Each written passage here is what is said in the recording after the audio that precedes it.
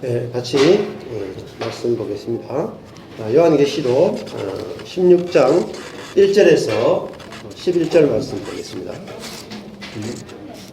요한계시록 16장 1절에서 11절 말씀 같이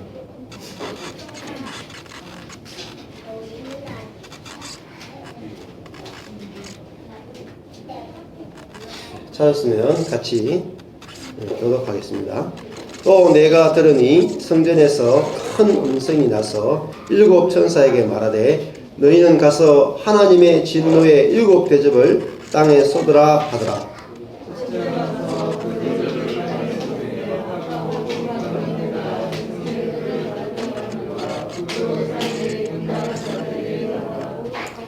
둘째가 그 대접을 바다에 쏟음에 바다가 곧 죽은 자의 피같이 되니 바다 가운데 모든 생물이 죽더라.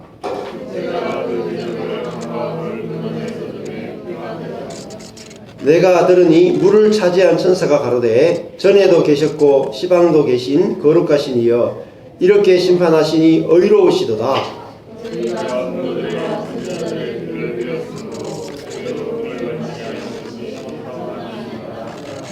또 내가 들으니 제단이 말하기를 그러하다 주 하나님 곧 전능하신 이시여 심판하시는 것이 참되시고 의로우시도다 하더라.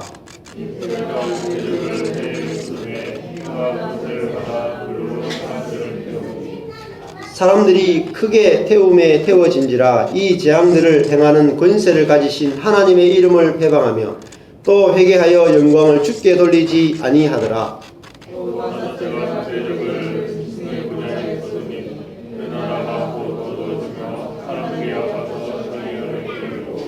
아픈 것과 종기로 인하여 하나님을 회방하고 저희 행위를 회개치 아니하더라. 아멘.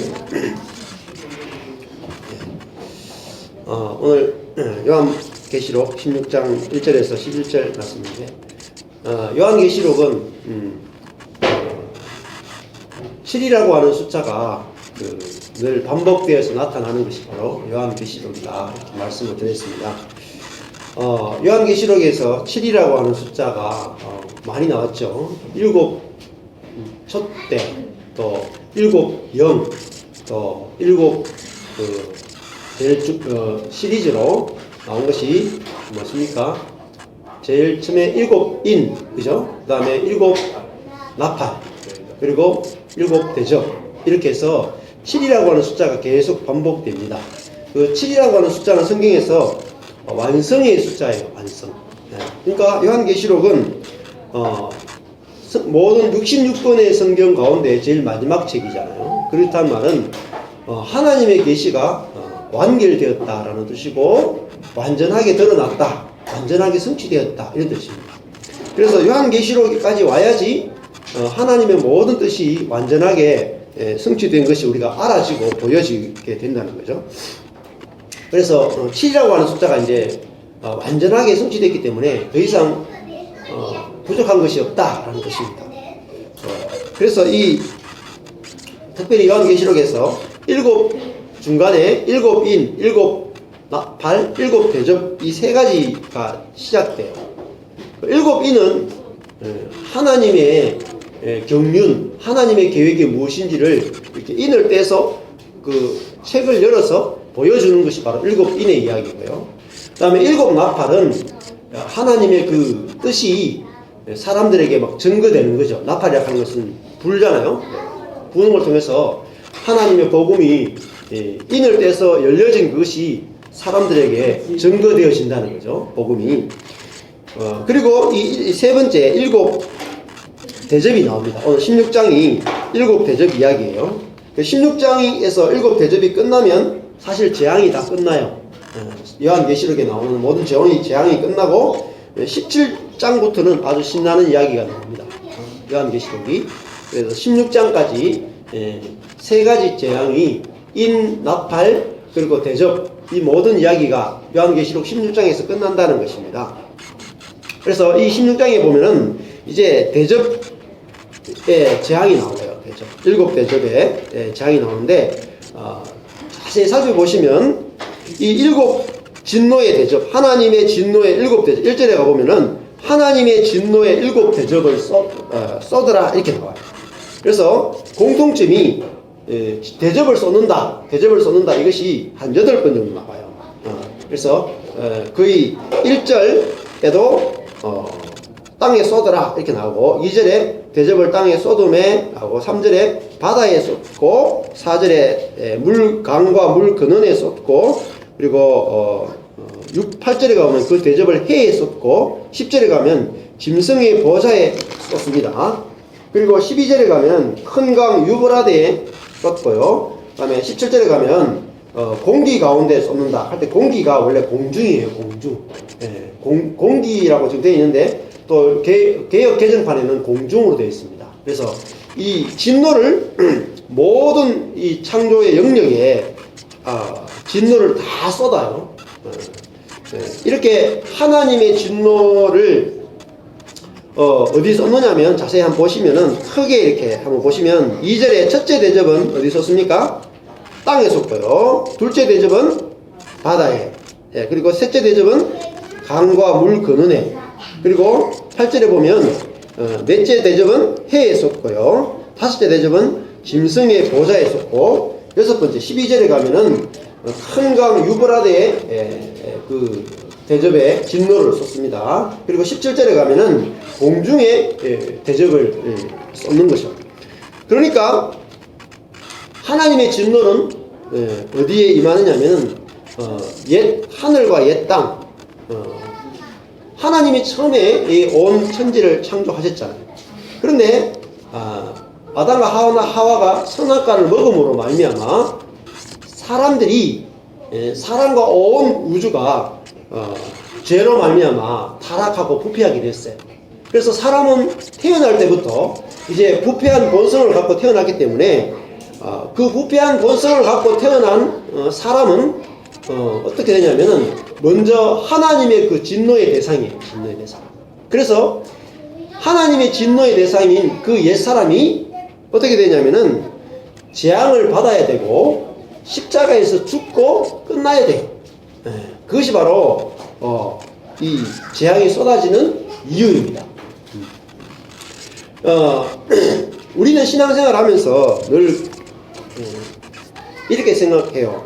내가 예수님 믿기 전에 세상에 살다가 예수님을 믿은 후에 이제는 예수님을 믿었기 때문에 기도하고 하나님께 순종하고 이렇게 살아가면 하나님이 복을 주신다 이렇게 생각을 합니다. 그러나 성경은 그렇게 말하지 않아요. 성경은 뭐라고 말하냐면은 먼저 우리가 모든 사람이 죄의 본성을 갖고 태어났기 때문에 죄의 본성을 가진 우리의 옛사람이 십자가에 못 박혀서 끝나야 된다는 것이. 십자가에 예수 그리스도가 십자가에 죽을 때 우리가 함께 포함되어서 우리의 죄성을 가진 옛사람이 끝나지 않으면 새로운 세계가 열리지 않는다. 그래서 지금 7 대접은 완전한 재앙이죠. 완전한 재앙이 임하는 거죠. 근데 무엇에 임하냐면 우리의 옛사람에게 재앙이 임한다는 거죠. 그래서 우리 옛사람이 그리스도와 함께 십자가에서 완전히 끝나야지 새로운 세계가 열리는 것입니다. 구약에 보면은 노아 방주 이야기가 나오죠. 노아 시대 때 많은 사람들이 어떻게 바뀌었냐면은 그때 네피림이 등장해요. 네피림은 당대의 용사라 그랬어요. 그러니까 영어로 보면 자이언트들이죠.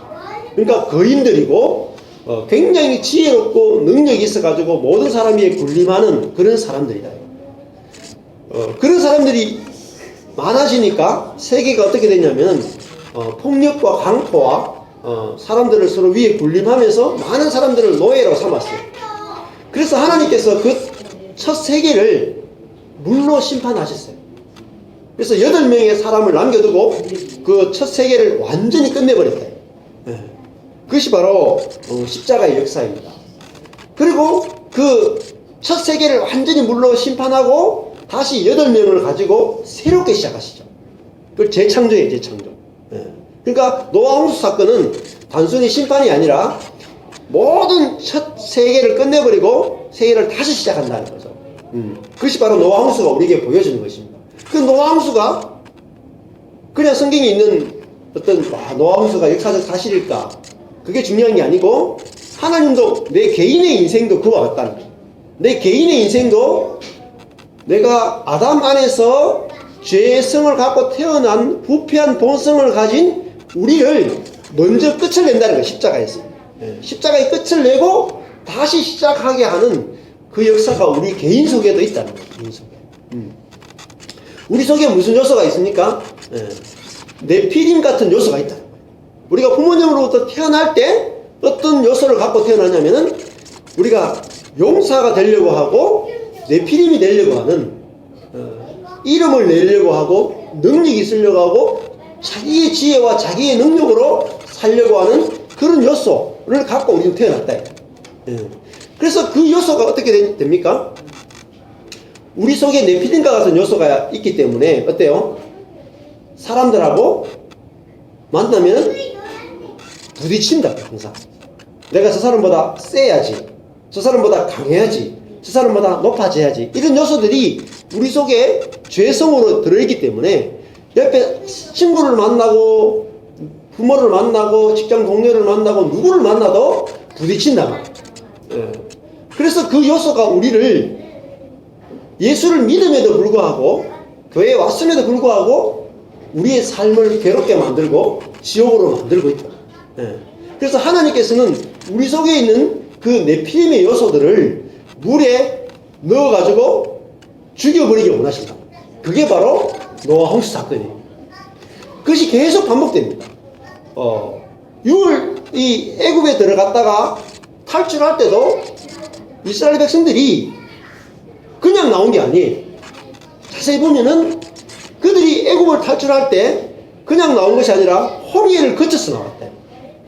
근데 홍해를 거쳐 나왔다는 말이 무슨 말이냐면 그들이 애굽에 있으면서 갖고 있었던 죄성, 그죠? 태어날 때부터 갖고 있던 그 죄성이 홍해라고 하는 바다 속에 들어가서 죽어버리고 새로운 사람으로 그들이 태어났다라는 게 바로 홍해 사건이에요.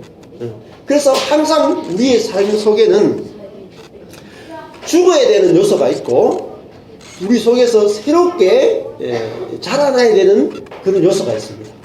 그래서 내가 죽어야 될 요소가 뭔지, 내 속에서 새로운 생명으로 자라나야 될 것이 무엇인지를 보지 못하면은 우리의 삶이 변화될 수가 없다.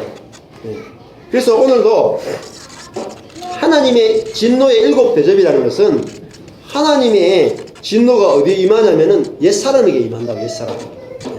옛사람에게 7 대접이라는 것은 완전한 진노가 임한다는 거예요. 완전한 진노는 십자가죠. 완전한 하나님의 진노가 임한 곳이 바로 십자가예요. 우리 삶 속에서 하나님을 대적하는 요소, 또 옆에 있는 형제 자매들, 다른 사람을 대적하는 요소, 갈라지게 하고 분열하게 하는 그런 요소가 우리 속에 있는데 그것이 완전하게 심판을 받아야 된다. 완전하게. 그럴 때 우리가 하나님과 화목되어지고 사람과 화목되어진다는 것입니다. 그래서 이 7 대접을 각 분야에 썼습니다. 이 땅에 썼고 바다에 썼고 강 근원에 썼고 또 해에 썼고 짐승의 보좌에 썼고 큰 강 유브라데에 썼고 또 공중에 썼습니다. 모든 영역에 하나님의 진노가 다 들어가야 돼요. 그것은 무슨 말입니까? 나의 개인의 삶 속에도 각 요소마다 내가 이렇게 커진 요소가 있다고. 내가 그런 요소들이 높아지고 무너져야 된다는 거죠. 이 7 대접 가운데 어떻게 보면은 제일 중요한 요소 중에 하나, 이 재앙 중에 하나가 첫 번째 재앙이에요. 첫 번째 대접인데 한번 보십시오. 2절에 보면은 첫째 천사가 가서 그 대접을 진노의 7 대접 가운데 그 첫 번째 대접을 땅에 쏟았어요. 이 땅이라고 하는 것은 결국은 사람들을 말합니다. 사람들. 땅의 소돔에 악하고 독한 헌대가 짐승의 표를 받은 사람들과 그 우상에게 경배하는 자들에게 났다. 이렇게 말하고 있죠. 자, 대접을 땅에 쏟아지니까 땅에 있는 그 사람들에게 악하고 독한 헌대가 났습니다. 예. 근데 이 악하고 독한 헌대가 뭐냐면, 헌대가 이게 헬코스인데, 헬라어로, 예, 구약에 보면은 이 대접을 쏟으니까 헌대가 났다. 예, 어디서 많이 들은 기억이 없습니까? 성경 중에 악하고 독한 헌대가 난 이야기가 나오죠. 예, 출애굽기에 나오죠. 출애굽기에 보면은 거기 그 인용 구절이 있습니다. 출애굽기 9장 9절에서 11절인데 한번 보시면은 출애굽기 9장으로 한번 가보실래요? 자, 9장 9절에서 11절. 자, 이 특별히 일곱 대접은 출애굽기에 나오는 10가지 재앙과 연결이 돼요.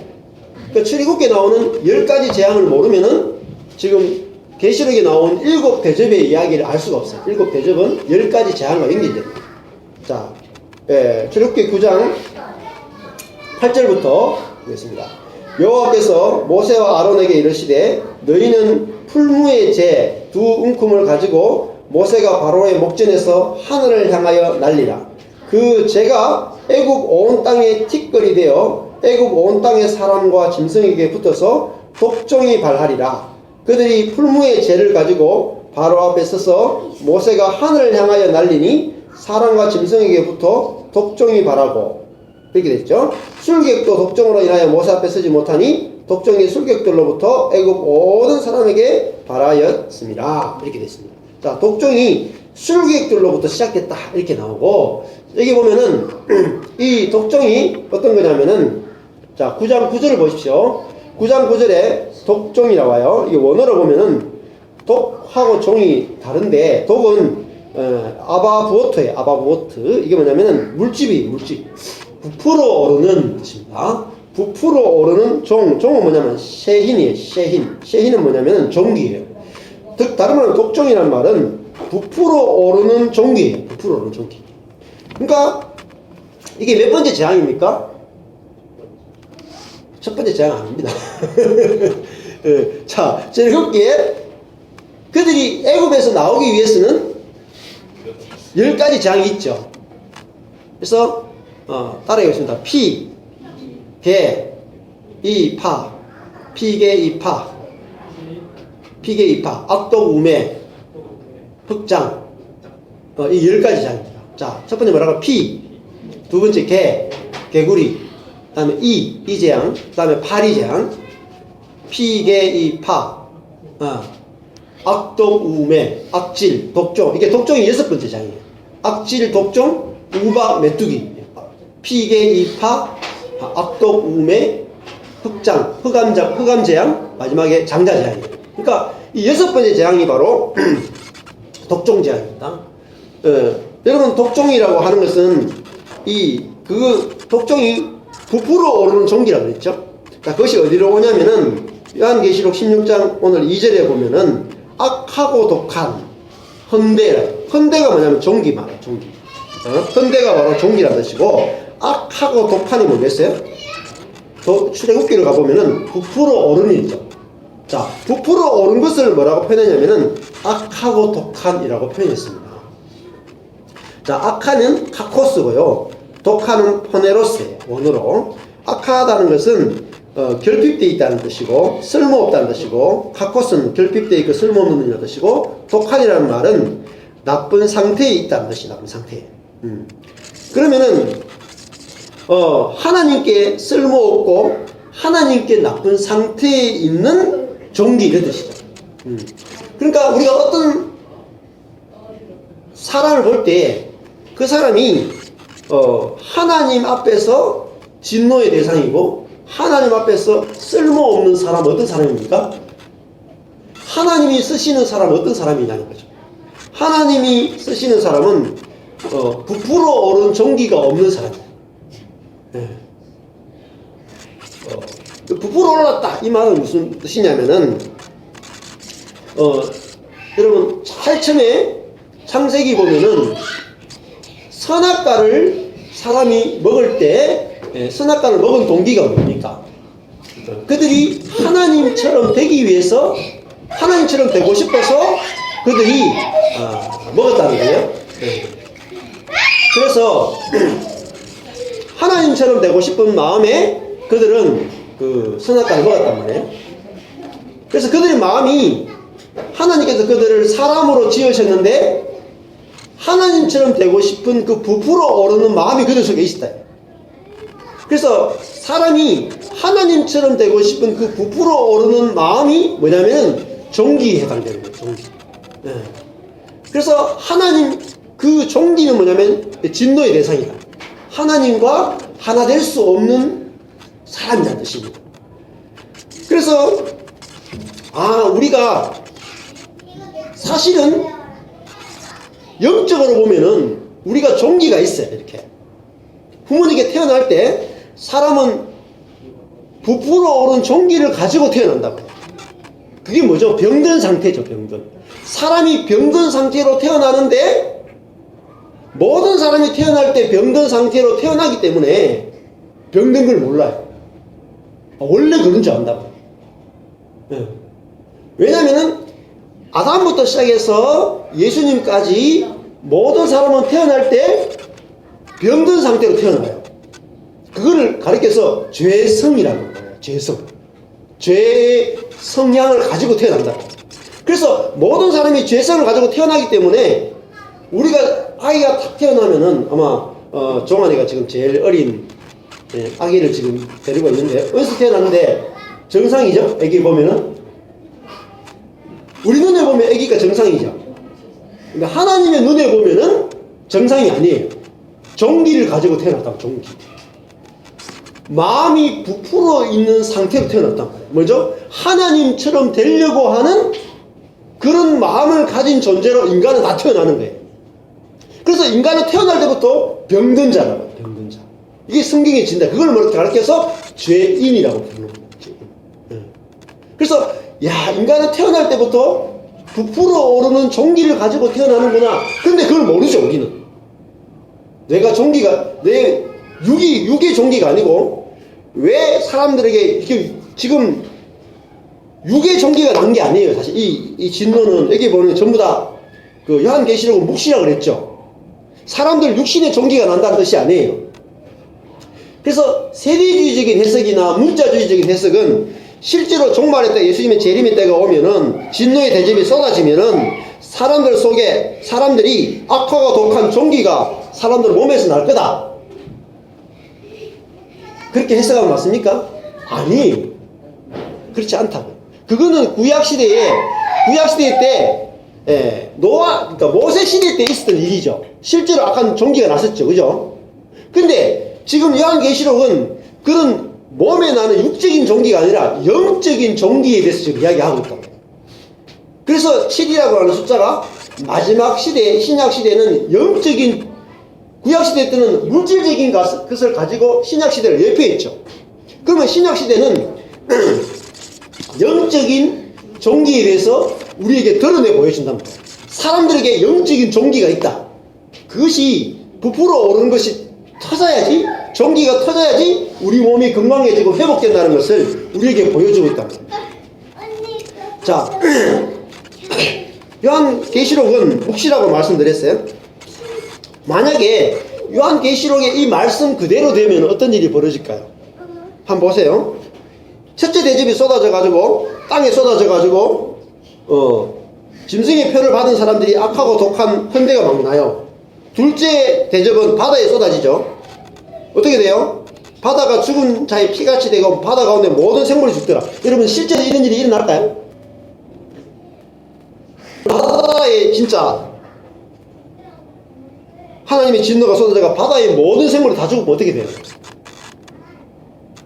그러니까 이거는 묵시라니까요.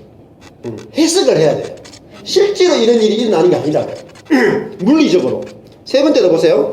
강과 물 근원에 하나님의 진노가 쏟아져가 모든 물들이 피가 될 거예요. 그럼 어떻게 됩니까? 그리스도인도 살 수 있어요, 없어요? 우리도 다 죽는다니까요. 바다가 피가 되고 모든 강과 물이 다 피가 되면 우리도 그리스도인이고 뭐건 다 살 수, 아무도 못 살아요, 아무도. 그러니까 이거를 물리적으로 해석하면 안 되는 거예요. 근데 많은 지금까지 교회들이 이걸 그냥 묵시로 해석하지 않고 실제 일어나는 현상으로 너무나 많이 해석했다. 다음 네 번째도 보십시오. 넷째, 그 대접을 해에 쏟아요. 그러면은 해가 권세를 받아 불로 사람들을 태워갔어요. 그러면은 이 넷째 대접을 많은 분들이 뭐로 해석한 줄 아세요? 오존층이 파괴된다고 해석했어요. 하나님이 진노를 해에 쏟아가지고 사람들이 자연을 보호하지 않았기 때문에 해를 가리고 있던 그 오존층이 파괴돼가지고 햇볕이 너무 많이 쬐가지고 사람들이 햇볕이 너무 강해가지고 사람들이 태워져서 병을 얻게 되고 죽게 될 것이다. 이렇게 해석했는데 많은 사람들이 믿었어요. 이 현상들 전부 다 물리적인 현상으로, 역사적인 현상으로, 시간적인 것으로 요한계시록을 다 해석했기 때문에 요한계시록이 안 열린다. 여러분, 이런 일이 있으면 어떻게 되겠습니까? 해에 쏟아지면은 그리스도인이건 비그리스도인이건 모든 사람이 다 불로 태워지면 다 죽죠. 그렇게 해석할 수 없다는 거죠. 그리고 10절에 가보면은 짐승의 보좌에 쏟아지죠. 자, 이거는 뭐 그렇다 치더라도 이런 일들이 여섯 번째 대접도 마찬가지입니다. 16절에도 가보면은 새 영이 히브리어로 아마겟돈이라 하는 것으로 왕들을 모았다 이렇게 나오죠. 아마겟돈 전쟁에 대해서도 굉장히 이야기가 많습니다. 요한계시록 해석하면서 아마겟돈이 어디냐? 옛날에 뭐 세계적인 전쟁이 일어날 때마다 성경을 해석하는 분들이 뭐라 했냐면은 제2차 세계대전이 아마겟돈 전쟁이다. 중동 전쟁이 아마겟돈 전쟁이다. 남북한 전쟁이 아마겟돈 전쟁이다. 뭐 이슬람과의 전쟁이 아마겟돈 전쟁이다. 얼마나 많이 해석했는지 몰라요. 다 틀렸습니다. 지금까지 맞은 적이 한 번도 없어요. 옛날에 뭐 유럽에 흑사병이 돌 때도 뭐 다 이야기했는데 하나도 맞은 것이 없어요. 왜냐면은 묵시의 세계는 어떤 의미를 우리에게 던져주고 있다는 거죠. 근데 그 의미가 없이 현실 세계로 이것을 보게 되면은 우리에게 전혀 적용이 안 된단 말이에요. 자, 그러면은 제일 중요한 것이 뭐냐면은 다시 돌아가서 첫 번째 대접을 쏟을 때 악하고 독한 헌대가 났다 라는 거죠. 그럼 즉 다른 말 하면은 사람이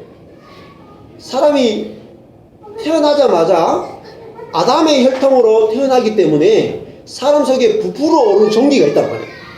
즉 그게 뭐냐면은 이걸 다른 식으로 표현하면은 누룩이라고 표현할 수 있어요. 누룩. 자, 이스라엘 백성들이 애굽에서 400년 동안 살았어요.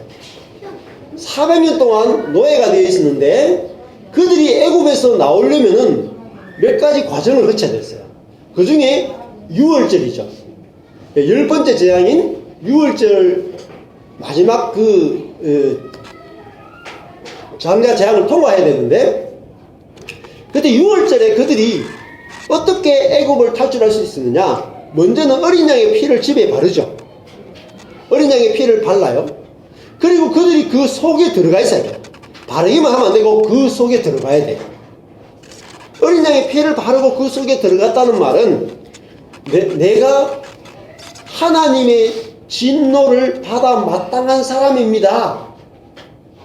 나는 하나님 앞에서 죽어 마땅한 죄인입니다를 인정하는 거죠. 그걸 인정하지 않았던 애굽 사람들은 다 죽었어요. 그죠? 근데 이스라엘 사람들은 어린 양의 피를 바르고 그 피 안에 있었기 때문에 살아났단 말이죠. 자기들이 선하게 살았기 때문에 살아난 것이 아니라 어린 양의 피 안에 있었어요. 즉 다른 말하면 자기가 죄인인 걸 인정했다고. 그 다음에 피만 바른 게 아니에요. 두 번째, 어린 양의 고기를 먹었죠. 그죠? 피는 바르고 고기는 먹었어요. 그러니까 어린 양의 피는 예수님이고 어린 양의 고기는 예수님의 생명을 말해요. 예수님의 생명을 먹었다. 자, 그 예수님의 생명이 어린 양의 생명이란 말이에요. 그러면 어린 양의 생명은 뭘 말하냐면은 예수님은 하나님과 사람 앞에서 어린 양과 같은 존재셨단 말이에요. 즉 무슨 말이냐면은 요한계시록에서는 우리는 처음에 태어날 때부터 부풀어 오르는 종기를 갖고 태어났어요. 그걸 다른 표현으로 하면은 짐승이란 말이에요. 짐승. 우리는 태어날 때부터 짐승과 같은 존재로 태어나요. 뭘 보면 알 수 있습니까? 찔러보면 안다. 우리가 어떤 사람이 나를 찌르면 어때요?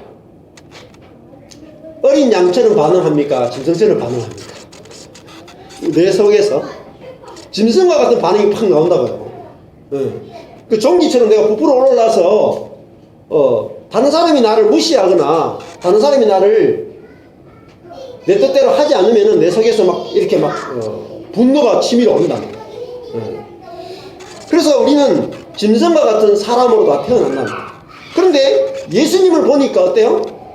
어린 양이시다. 보라, 세상 죄를 지고 가는 하나님의 어린 양이다. 어린 양 어때요? 찔러도, 못을 박아도, 창을 찌르고, 못을 박고, 때리고, 침을 뱉고, 재판을 해도 어때요? 다 받아들이죠. 그런 사람을 본 적이 있습니까? 없죠. 그러니까 예수님은 태어나서 날 때부터 죄가 없다는 말은 그분은 어린 양과 같은 생명을 가지고 있단 말이에요.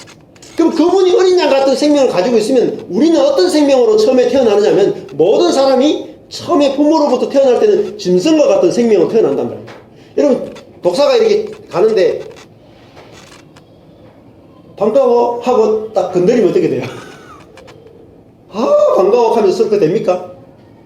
아 물어버리네. 그것처럼 우리 속에는 아담의 본성을 갖고 태어났어요. 이 본성의 문제가 처리되지 않으면은 변화라고 하는 것은 없어요. 변화되는 것 같아도 원래 하게 간다고. 그래서 이 악하고 독한 헌대가 처리가 돼야 되는 거죠. 그래서 6월절에 어린 양의 고기를 먹어야 된다 라고 이야기했습니다. 어린 양의 고기는 곧 어린 양이신 예수님을 먹고 이해하고 누리고 경험해야 된다는 거예요. 어린 양이신 예수님을 먹어야 된다는 말이 무슨 말이냐? 여러분 우리가 생각하는 예수님이 어떤 예수님이냐는 거죠. 우리가 생각하는 예수님은 사자 같은 예수님. 그렇잖아요? 내가 예수님을 믿었으면 내가 예수님께 나와서 기도하고 예수님을 경배하고 예수님을 섬기는 이유가 뭐예요? 내가 기도하면 내 기도를 들어줄 수 있는 능력이 있는 예수님. 그죠? 나에게 지혜를 주실 수 있고 나를 보호해 줄 수 있고 내가 원하는 것을 다 해줄 수 있는 굉장한 능력이 있는 예수를 우리는 찾고 있단 말이에요. 내가 능력이 있는 예수를 찾는 이유는 왜 능력이 있는 예수를 찾고 있냐면 어떤 면에서는 나도 그런 능력이 있는 사람이 되고 싶은 요소가 우리 속에 있다. 그걸 어떤 면에서는 그걸 종교심이라고 불러요. 모든 종교가 다 신을 만들어 놓고 섬깁니다. 근데 모든 신의 특징이 뭐죠? 다 능력이 있고 지혜가 있어요. 그래서 그 능력이 있고 지혜 있는 신에게 기도해가지고 열심을 내서 그 신으로부터 능력과 지혜를 받기 원하는 거죠. 그런데 예수님을 보니까 어땠습니까? 십자가에 달린 예수님을 보니까 능력도 없고 지혜도 없죠. 그게 바로 어린 양 예수예요. 여러분 어린 양한테 가가지고 사자한테 가서는 좀 도와도 하면은 지켜주고 보호해주겠지만은 어린 양은 어때요? 내가 가서 도와줄 판이야. 근데 어린 양 예수를 성경은 집중적으로 이야기하고 있단 말이에요. 사자 같은 예수가 내 인생을 구원하는 것이 아니고 어린 양이신 예수가 내 인생을 구원한단 말이에요. 그러니까 십자가에 달린 예수가 나를 구원하지 무리를 걸으신 예수가 나를 구원하는 게 아니라고요. 이 말을 잘 생각하셔야 돼요. 예수님이 무리를 걷는 기적을 행하셨어요? 그것도 예표에 불과해요. 예표. 자, 내가 어떤 기도를 해요. 병을 낫게 해달라거나 돈을 달라거나 뭐 기도를 해요. 예수님이 나한테 응답을 해줘요. 응답을 해줬다고 해서 내 인생이 확 바뀌고 내 인생이 막 늘 안식을 누리고 행복하냐? 그렇지 않습니다. 잠시뿐이죠. 정말 내 인생이 완전한 구원이 되고 완전한 안식과 평안을 누리려면은 미련하고 약해지신 그 예수를 내가 믿어야지, 그 예수를 내가 알아야지 내 인생이 영원히 안식과 평안으로 들어간다고. 그래서 저번에도 한 말씀드렸는데, 성경은 사도행전 이후에 로마서부터 시작하네요. 바울이 쓴 편지 로마서부터 해서 요한계시록까지 여러분 쭉 읽으면서 예수님이 어떤 분이신지 읽어보라. 로마서부터 요한계시록까지 예수님이 어떤 분을 소개하고 있냐면 어린 양이신 예수님을 계속해서 소개하고 있어요. 어린 양이신 예수님이라는 말은 십자가에 죽은 예수라고. 이 빌립보서도 우리에게 어떤 예수님을 소개하고 있냐면은, 시작할 때 됐어요? 하나님의 본체시나 하나님과 동등됨을 취할 것을 여기지 않으시고 자기를 비워 종의 형체를 가졌고 사람과 같이 되었고 사람의 모양으로 나타나셨고 자기를 낮추시고 죽기까지 복종하셨고 십자가 죽으셨다. 이 예수를 전하고 있다고. 기적을 행한 예수를 이야기하고 있지 않는 거예요. 자기를 낮추어서 십자가에 죽은 예수를 우리에게 증거하고 있다는 거예요. 그 예수를 내가 깊이 알아야지 뭐가 죽느냐면 내 짐승의 본성이 죽어요. 내 인생의 근원적인 문제는 내가 종기를 갖고 태어났다는 거예요. 내가 짐승의 본성을 갖고 태어났다는 거예요. 그 문제를 해결하는 것은 물리를 걸은 예수, 기적을 행하는 예수가 그걸 고칠 수가 없어요. 그걸 고칠 수 있으면 기적으로 사람을 고쳤죠. 사람을 고칠 수 있는 것은 십자가의 죽음을 통해서만 인간의 그 짐승의 본성이 끝장나는 거예요. 끝장. 그래서 지금 여기도 6월절에도 자 처음에 어린 양의 피를 발라야 돼요. 그렇죠? 사자의 피가 아니고 어린 양의 피를 바르고 어린 양의 고기를 먹고 그 다음 또 뭘 먹습니까? 예? 예. 그 누룩 없는 빵을 먹죠. 또 하나가 썬 나물이에요. 썬 나물은 고난을 상징하거든요. 그러니까 우리가 이 세상으로부터 나오려면은 고난이 없으면 세상으로도 나올 수가 없어요. 그리고 제일 중요한 게 뭐냐면 누룩 없는 빵을 먹어야 돼요. 누룩 없는 빵을 먹지 않으면 애굽에서 나올 수가 없어요. 구원이 안 돼요. 진짜 구원을 경험할 수 없어요. 자, 누룩 없는 빵이 뭐냐면은 밀가루 있죠, 밀가루. 밀을 가루가 되면 밀가루가 되죠. 그러니까 밀이 뭐냐면은 예수를 상징한다. 근데 예수가 빠지고 갈아져가지고 가루가 됐죠. 가루가 되는 게 뭐죠? 십자가 예수라고. 십자가 예수. 밀가루 예수가 바로 십자가 예수. 통밀 예수가 있고 빠진 예수가 있단 말이에요. 우리가 통밀 예수가 아니라 빠져서 십자가에서 빠지고 찢어져서 죽은 그 예수를 우리가 알아야 된단 말이에요. 근데 그 예수에다가 누룩을 집어넣으면 어떻게 돼요? 변형이 된다. 변질이 된단 말이에요. 부풀어 오르는 거. 부풀어 오르면 뭐죠? 다시 통밀로 간다. 그래서 빵을 먹을 때 우리가 누룩을 넣은 빵이 맛있어 보이고 좋아 보이고 입에 넣을 때 먹기 쉽고 소화시키기 쉬워요. 그러면 우리는 어떤 예수를 근본적으로 좋아합니까? 우리가 짐승의 본성을 갖고 태어났기 때문에 내 기도 들어주고 내 뜻대로 해주고 내 길을 인도해주는 그런 예수를 원하는 거예요. 근데 그 예수를 아무리 구해도 내 뜻대로 막 응답도 많이 해줬어요. 기도 응답도 많이 해줬는데 나중에 보니까 내 자신이 안 바뀌어 있는 거예요. 내 존재가 안 바뀌어 있는 거예요. 성령의 사람으로 안 바뀌어 있는 거예요. 예수의 사람으로 안 바뀌어 있는 거예요. 그러면은 아무 소용이 없어요. 아무리 많은 기도 응답을 받아도 소용이 없어. 내 존재가 바뀌지 않으면. 존재가 바뀌려면은 어떤 예수를 먹어야 되냐면은 누룩이 들어있지 않은 예수를 먹어요. 즉 부풀려지지 않은 예수를 먹어야 돼요. 부풀려지지 않은 예수. 근데 그 예수를 먹는 것이 쓴 나무를 먹는 것처럼 처음에는 어렵게 느껴진다. 부풀려지지 않은 예수. 그러면 그 부풀려지지 않은 예수라는 말은 내 자신과 똑같아요. 부풀려지지 않은 나 자신이 좋아 보여야 된단 말이에요. 내 자신이 미련한 것, 약한 것, 죄인인 것이 저와 모여 있나 봐요. 하나님은 누구를 찾아오셨느냐? 예수님은 죄인 찾아오셨죠. 죄인 찾아오셨어요. 근데 우리는 자꾸 우리 스스로가 의인 되려고 하기 때문에 하나님과 부딪힌단 말이에요. 사람들과도 부딪히고.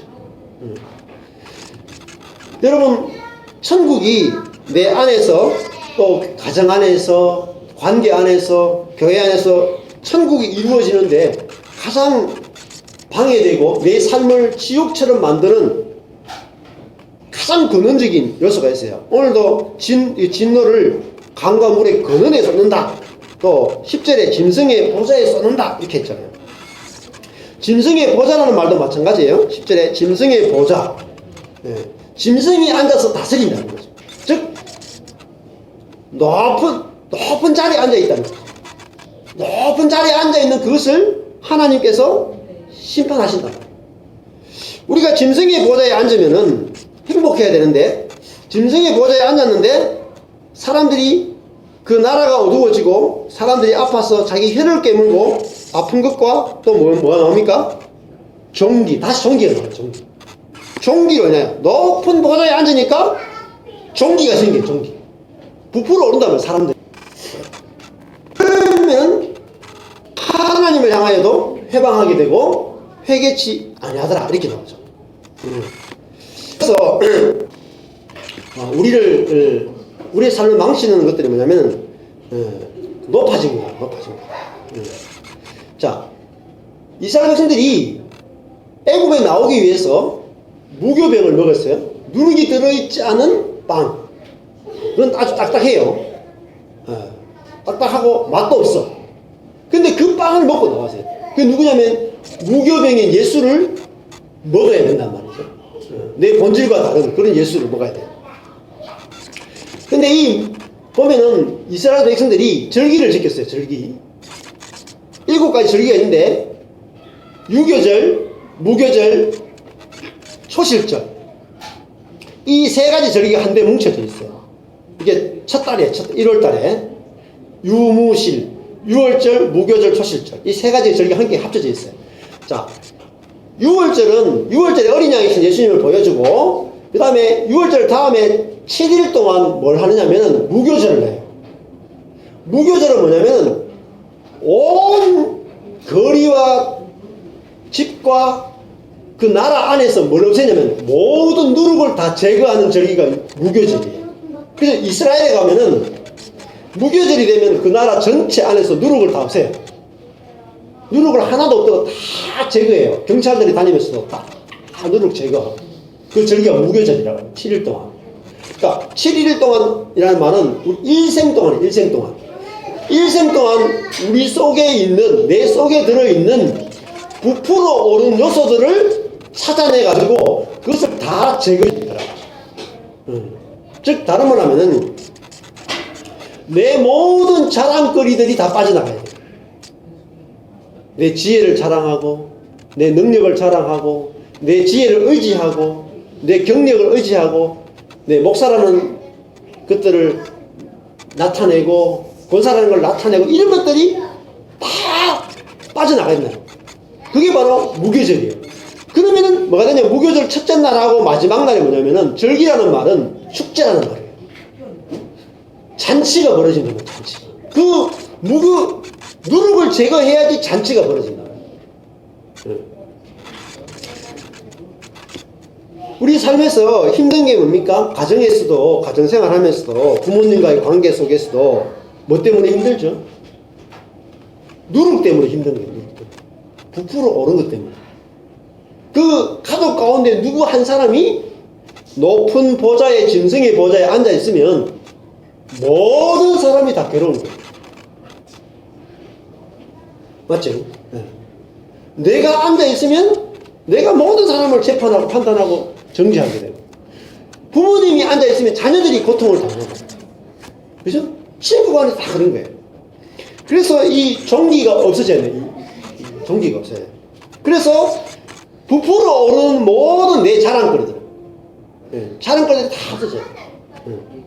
여러분, 교회 안에서는 자기 자랑이 있으면 안 된다. 예를 들면은 우리 속에 있는 자랑거리들이 계속 찾아지고 그것이 없어져야 돼. 내 자랑인데, 내가 뭔가 했다, 내가 이렇다, 이런 것들이 교회 안에서 없어져야 돼. 그래야지 교회가 잔치가 벌어진다. 그것들이 잔치가 그치게 만든단 말이죠. 그래서 7일 동안 그 일들을 했단 말이죠. 자, 우리들이 부풀어진 것이 있으면 어떨까? 다른 사람을 흘리게 돼. 그것이 6절에 나오죠. 저희가 성도들과 선지자들의 피를 흘렸다, 이렇게 말하죠. 우리가 내 마음이 높아져 있고 내 마음이 교만해져 있으면 늘 다른 사람을 재판하게 되고 다른 사람을 판단하게 되고 정죄하게 되죠. 그런데 예수 그리스도는 이 땅에 오셔가지고 어떻게 해서 자기 피를 흘리셨지. 자기 피를 흘려서 남을 살리러 오셨단 말이에요. 자, 그 다음에 8절하고 11절의 말씀을 한번 보십시오. 여기 보시면은 이 하나님이 진노를 쏟으셨는데 사람들이 어떻게 하냐면은 9절에 보면은 하나님의 이름을 회방하며 이렇게 했어요. 11절에 보면 하늘의 하나님을 회방하고 이렇게 했어요. 저는 회방한다는 말은 블라스페메오, 하나님을 향하여 불평하고 하나님을 원망하는 거죠. 우리도 마찬가지예요. 하나님이 왜 내 삶 가운데 고난을 주시고 내 삶 가운데 내 자랑거리들을 무너뜨리고 내 자신을 신뢰하게 하지 못하는가 모르면은 하나님을 회방할 수밖에 없어요. 그런데 하나님의 뜻을 알게 되면은 내가 뭐죠? 하나님이 나를 파쇄하실 때, 하나님이 나를 깨뜨리실 때 우리는 하나님을 찬양하게 될 거라는 거죠. 그래서 이 사람들은 뭐하고 있습니까? 9절에서 11절에는 9절과 11절은 하나님의 이름을 회방하고 있다는 게 두 번 나오죠. 뒤에도 가보면은 제일 마지막에 재앙이 임하는데 21절에 가보면은 7 대접이 다 쏟아졌는데도 불구하고 사람들이 뭘 해요? 하나님을 회방했다, 이렇게 끝나요. 우리 속에 하나님이 왜 나를 내 뜻대로 못하게 하시는가? 잘 보셔야 돼요. 하나님이 왜 내 뜻대로 안 되게 하시는가? 내 속에 짐승의 요소가 있기 때문에 하나님 그것을 파쇄하고 계시다고. 그것을 알게 된 사람이 부르는 노래가 뭐냐면은 어린 양의 노래. 그래서 15장 3절에 하나님의 종 모세의 노래, 어린 양의 노래를 부르는 자들이 나온다. 2절에 보면은 짐승과 그의 우상과 그의 이름의 수를 이기고 벗어난 자들이 우리 바닷가에 있어서 하나님의 금문고를 가지고 하나님의 종 모세의 노래, 어린 양의 노래를 부른다, 이렇게 나오죠. 어린 양의 노래는 뭡니까? 자기가 약한 것이 감사가 되는 거예요. 감사가. 우리 속에서 이 종기가 없어지는 것이 얼마나 큰 축복이죠. 예를 들어가지고 부부지간에 다른 사람과의 관계 속에서, 부모님과의 관계 속에서 부모님이 또 배우자가 또 자녀가 나에게 어떤 말을 해요. 직장에서 어떤 상사가 나에게 어떤 말을 해요. 너 그렇게 능력 없느냐? 너 왜 이렇게 못됐느냐? 너 왜 그렇게 이기적이냐? 이런 말을 들을 때 내 자신이 이렇게 확 튀어나올 거예요. 확 튀어나오는 이유가 뭐예요? 내가 짐승의 보좌에 앉아있기 때문이다. 무슨 말이냐면 나는 이 정도 되는 사람이야 라고 하는 그 자리에 내가 앉아있단 말이에요. 그게 뭐죠? 그게 바로 영적으로 부풀어 오는 상태라고. 그러니까 내가 죄 있는 것을 시인하지 않는 거죠. 내가 내 자신에 대해서 자랑할 것이 아무것도 없는 그런 인간이라는 사실을 인정하지 않기 때문에 누군가 찌르면 찌를수록 찌를 때마다 내가 고통스러워. 찌를 때마다. 그래서 여기서 회개치 않는다는 말이 두 번이 나오죠.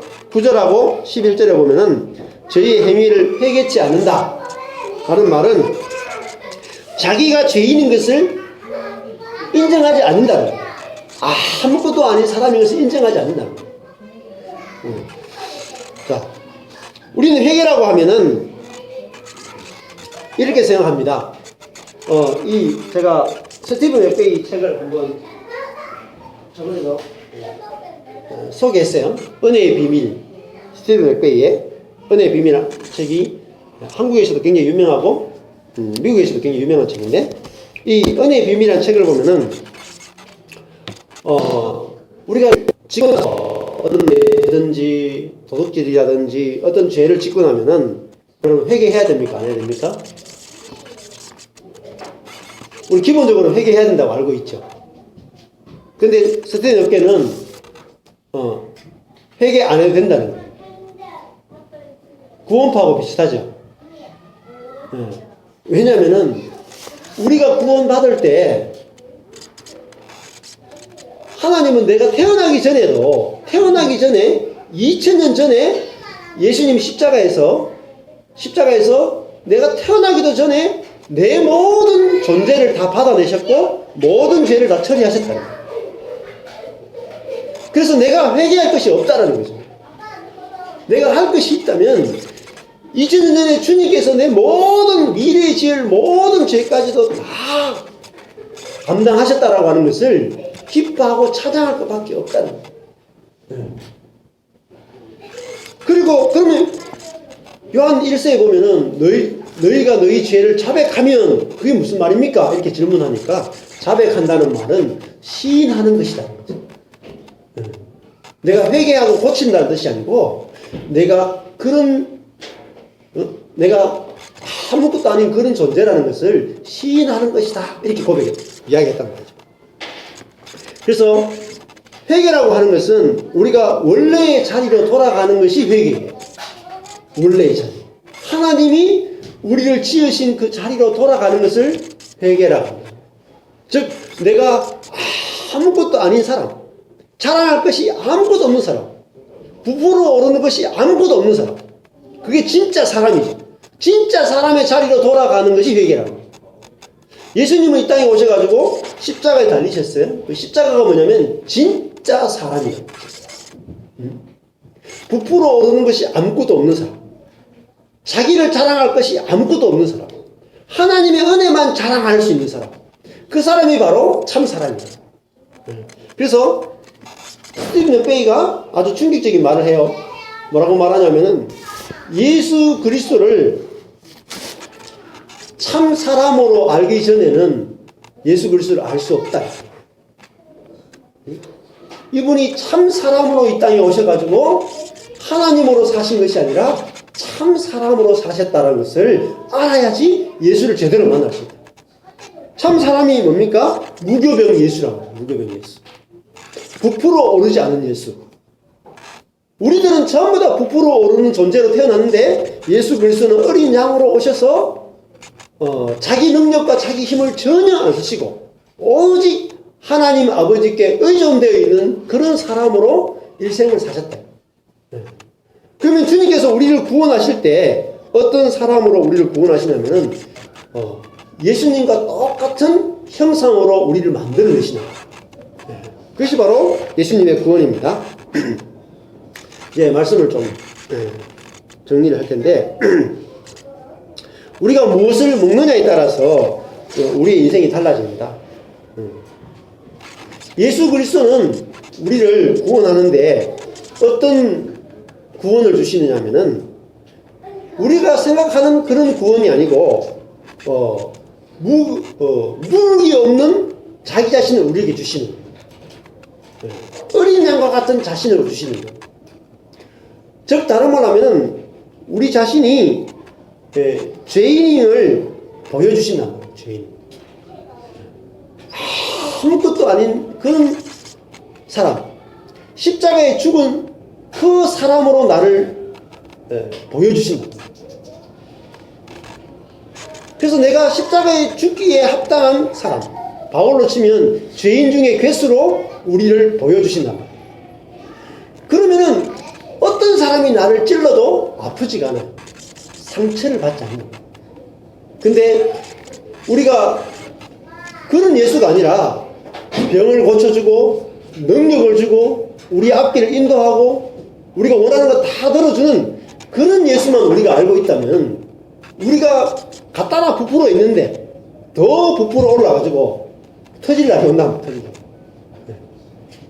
그리고 내가 예수 믿고 잘 된 것을 이야기하면은 예수 믿고 안 된 사람들은 전부 다 저주가 될 거라.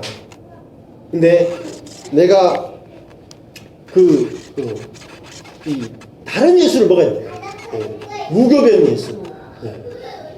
누룩이 들어있지 않은 진짜 사람, 참 사람. 하나님으로서의 예수가 아니라 하나님이 되심을 그래서 동등됨을 취할 것으로 여기지 아니하신 그 예수.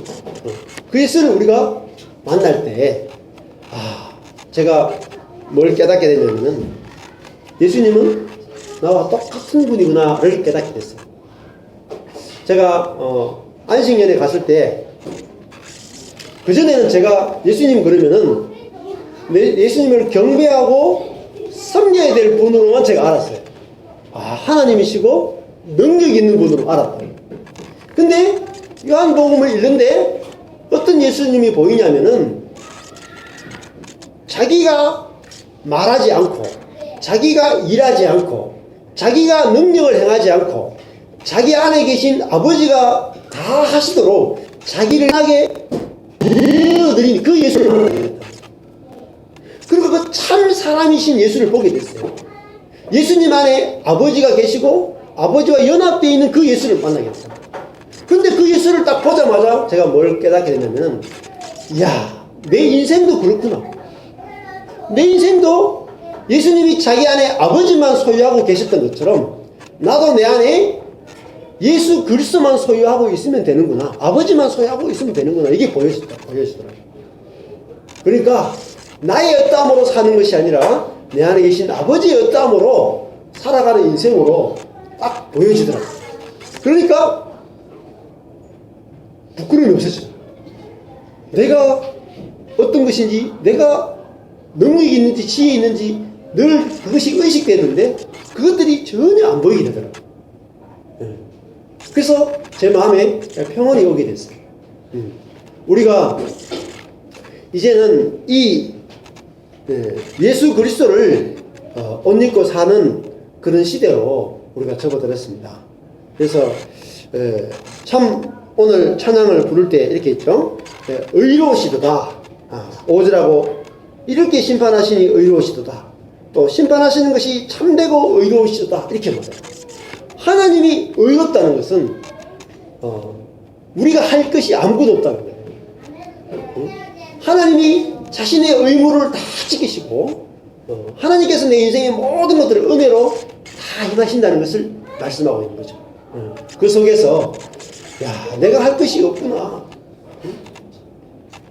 여러분 인생의 좌절은 어디서 옵니까? 내 인생의 두려움은 어디서 옵니까? 내 자신의 능력과 지혜를 바라보는 만큼 우리는 두려움에 빠지게 됩니다. 근데 하나님은 내 능력과 지혜를 쓰시는 분이 아니시다. 자신의 능력과 자신의 지혜로 나를 통해서 일하시는 분이에요. 그것을 우리가 정확하게 알게 되면, 하나님의 의를 알게 되면 우리는 두려움에서 자유로울 수 있어요. 너무나 자유로우시다. 내가 학교에서 공부를 얼마나 하느냐, 성적이 몇 등이냐, 거기에 대해서 저도 대학교, 초등학교, 중학교, 고등학교 다닐 때 늘 의식이 됐었어요. 근데 진짜 복음을 깨달으면은 내 학교 등수가 의미가 없어져요. 우리는 그거로 사는 게 아니잖아요. 하나님의 인도하심으로 산다. 제가 아는 목사님이 어디서 인생이 확 뒤집어졌냐면은 야곱의 하나님을 만남으로 인생이 바뀌었어요. 왜냐하면은 야곱은 에서보다도 훨씬 더 악한 사람이고, 야곱은 고쳐야 될 것이 너무너무 많은 사람이에요. 그야말로 문제투성이 인생이 바로 야곱이었어요. 그런데 야곱의 이야기를 읽어보세요. 야곱이 스스로 자기를 뜯어 고친 것이 하나도 없습니다. 그런데 하나님이 그 문제 많은 야곱을 에서보다 내가 사랑하였다라고 말하고 있고, 그 문제 많은 야곱을 하나님이 신실하게 고치고 고쳐가지고 야곱을 이스라엘로 바꾸내시죠. 야곱이 손댄 게 없어요. 자기 인생에 대해서 야곱이 손댄 게 없어요. 그죠? 요셉을 주신 것도 하나님이고, 12아들을 다 12지파로 만든 것도 하나님이었습니다. 그래서 그 야곱의 인생을 보면서 그분이 뭘 깨달았냐면은, 야곱처럼 문제 많은 인생이 하나님께 쓰임받기 더 좋은 인생이구나 깨달았어요.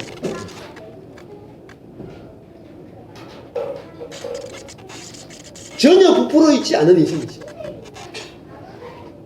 우리도 우리 열등감에서 어떻게 놓여날 수 있어요? 야곱처럼 우리 속에, 내 개인 속에 다른 사람보다 훨씬 더 많은 문제가 있을 수 있어요. 그런데 문제가 많기 때문에 하나님이 쓰시기에 더 좋은 도구라는 사실입니다. 근데 우리는 어때요? 내 배우자를 보면은, 내 자녀를 보면은, 옆에 있는 사람을 보면은 어떻게 보여요?